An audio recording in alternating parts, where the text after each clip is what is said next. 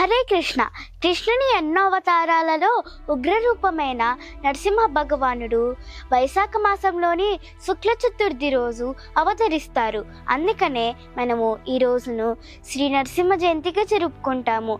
విష్ణుకి ఎంతో ప్రియమైన ప్రహ్లాదుణ్ణి తన రాక్షస తండ్రి అయిన హిరణ్యకశిపుని నుంచి రక్షించడానికి సగం నరుడిగా సగం సింహంగా శ్రీ నరసింహ భగవానుడు అవతరిస్తారు.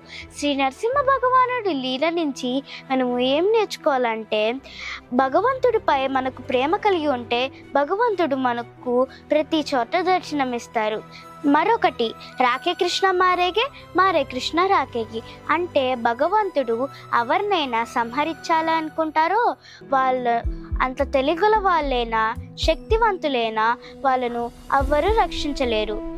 భగవంతుడు ఎవరినైనా రక్షించాలనుకుంటారో వాళ్ళను ఎవ్వరూ సంహరించలేరు. నరసింహ జయంతి రోజు భక్తులందరూ తమ ఆధ్యాత్మిక జీవితంలో ఆటంకాలని తొలగించమని శ్రీ నరసింహ భగవానికి ప్రార్థిస్తారు. శ్రీ నరసింహ భగవాన్కి జై. భక్త శిరోమణి ప్రహ్లాద్ మహారాజ్కి జై. హరే కృష్ణ.